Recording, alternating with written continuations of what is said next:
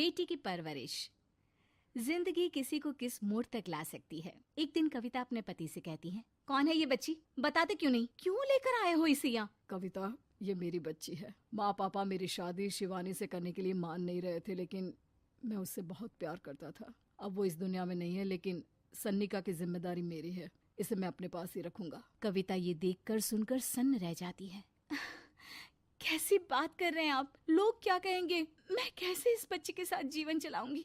देखिए, इसे देखकर मुझे टेंशन हो रही है। आप इसे ले जाइए यहाँ से। मेरी भी तो बेटी है, मैं उसका हक कैसे मार दूं? दिनेश कविता को किसी तरह समझा लेता है। देखो सन्निका, ये आज से तुम्हारी माँ है, इन्हें तुम्हें माँ कहना है।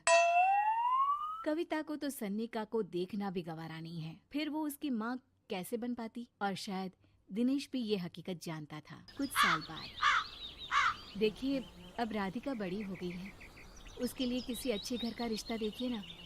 शादी तो करवानी है ना? हाँ, लेकिन सन्निका उससे बड़ी है, पहले तो उसकी शादी तय करेंगे ना। जमाना जानता है कि वो एक नाजायज लड़की है, कोई उससे शादी क्यों करेगा?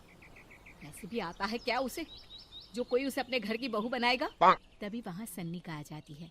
पापा, मुझे स्कॉलरशिप मिल गई है, आगे का सारा खर्चा यूनिवर्सिटी वाले उठाएंगे।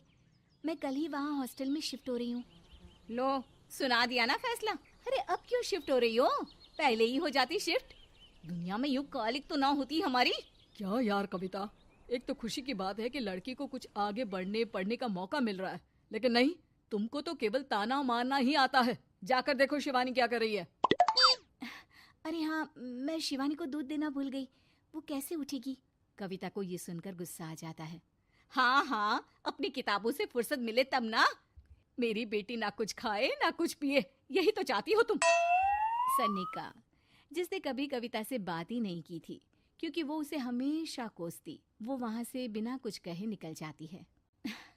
खाना तो पूरा बन गया, अब जाकर आराम से पैकिंग करती हूँ, कल वक्त से निकल जाऊंगी। देखिए जी, वैसे तो ये लड़की मुझे एक आंख पसंद नहीं, अपने कमरे में पैकिंग कर रही है। अरे मुझसे तो कभी बात भी नहीं करती। आप साफ साफ बोल दीजिए उसे कि घर से जाएगी तो सारा काम कौन करेगा?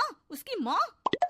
माँ का नाम सुनकर सन्निका भी वहाँ आ जाती है। नहीं, वो कैसे करेंगी, वो तो मर गई है ना। उस मनहूस औरत को मेरे घर में याद करने की कोई जरूरत नहीं है, समझी? वैसे भी ना होते हुए भी तेरी शक्ल में लगता है कि वो हमारे बीच में ही है हमेशा से। तो ठीक है ना, जब जा रही हूँ तो क्यों प्रॉब्लम हो रही है आपको? सन्निका घर से निकल रही थी। कविता ना चाहते हुए भी सन्निका को रोक लेना चाहती थी, और वजह थी सिर्फ उसकी सोशल लाइफ का डिस्टर्ब हो जाना। किटी में कविता की सहेलियाँ कहती हैं, क्या बात है, तू परेशान सी लग रही है, सब ठीक तो है ना? क्या हुआ, उस सन्निका ने फिर कोई तमाशा किया क्या? अरे नहीं नहीं, चली गई, वो तो ऑक्सफोर्ड की कोई NGO है, उसकी स्कॉलरशिप मिली है। मेरा भाई बता रहा था कि उसका तो फ्यूचर ब्राइट है। अरे चल ना, तुझे क्या, तेरा तो पीछा छूटा उससे। अरे कैसे क्या नहीं, घर का सारा काम करती थी।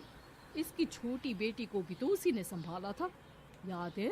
उसकी छोटी बेटी का जो केस हुआ था, वो भी अपने सर ले लिया था। हाँ, तो बदले में सारा खर्चा भी तो हम लोग ही उठा रहे थे ना।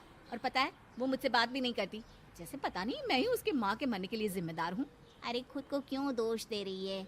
तूने जो किया शायद कोई नहीं करता। कविता को समझ में नहीं आ रहा था कि उसके साथ ऊपर वाले ने ऐसा क्यों किया। वो शाम को घर आती है। आज तो बहुत खुश होगी तुम, एक बला से छुटकारा मिला ना तुमको। बेचारी की जिंदगी नरक बना कर रखी थी। वो तो कहते हैं ना, ऊपर वाला सब देखता है। देखो, चुन लिया उसने अपना रास्ता। कविता का मन तो करता है कि वो पति को सब कुछ सुना दे, लेकिन सामने सास खड़ी होती है। ये तो है, बेचारे को खाना बनाने से लेकर घर के सारे काम करने पड़ते थे। बाहर का भी कोई काम होता तो वही देखती। अब देखते हैं घर का काम कैसे होता है। तभी कविता की बेटी उसके लिए चाय लेकर आ जाती है। लो माँ चाय, कैसी रही किट्टी? अच्छी थी बेटा, खाने में कुछ बनाया है क्या? हाँ, सन्निका दीदी जैसी ही सब्जी बना दी है, आप रोटी बना लो। और हाँ, कल मैं चली जाऊंगी इलेक्ट्रिक बिल और राशन लाने के लिए। अच्छा अच्छा, पैसे मैं दे दूंगी।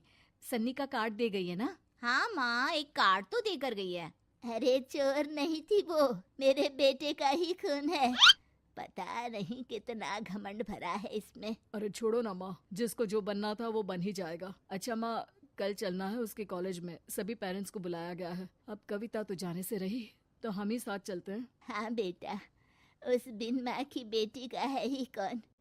अब क्या था, कविता का गुस्सा फूट पड़ता है। हाँ, आप लोगों के जैसे तो इंसान नहीं देखे मैंने। अरे मेरे सामने ही अपनी नाजायज बेटी को लाकर बिठा दिया। रोज मैं उसे देखती तो एहसास होता कि कैसे आपने मुझे इतना बड़ा धोखा दिया। जरा सोचिए तो, अगर ऐसा ही कुछ मैंने किया होता तो। अरे रहने दे, क्या नहीं किया तूने उसके बदले में। उस मासूम के साथ क्या क्या करती थी सब जानते हैं हम। अरे छोड़ो ना माँ, ये तो एक बात लेकर बैठ जाती है। चलो सोने चलते हैं। अगले दिन दिनेश और उसकी माँ सन्निका के कॉलेज में जाते हैं। कैसी हो बेटा, मेरा नाम रोशन करना। जरूर पापा, ये ले बेटा पैसे रख ले। नहीं, वो कविता ने काट दिया है। अरे बेटा, वो माँ है तुम्हारी, उसका नाम क्यों लेती हो? अरे हटाओ भी, क्या ही क्या है उसने इसके लिए, क्यों माँ बोले। तभी वहाँ सन्निका की टीचर आ जाती हैं। सन्निका की माँ नहीं आई? जी नहीं, वो घर में बेटी है ना, सबका एक साथ आना तो मुमकिन नहीं था। तो उन्हें भेज देते, हम सभी उनसे मिलना चाहते हैं। मानना पड़ेगा, बहुत अच्छी तरह से पाला है उन्होंने अपनी बेटी को। क्या घर का काम, क्या बाहर का, कॉन्फिडेंस तो कूट कूट कर भरा है। पैसे रुपये के लिए भी इसे किसी का मुंह नहीं देखना पड़ता। स्कूली शिक्षा भी लाजवाब है। पिता और दादी को एहसास होता है कि जिस कविता के पालन पोषण पर उन्हें हमेशा से शक रहा, वो सन्निका के भविष्य के लिए किसी वरदान जैसा साबित हुआ।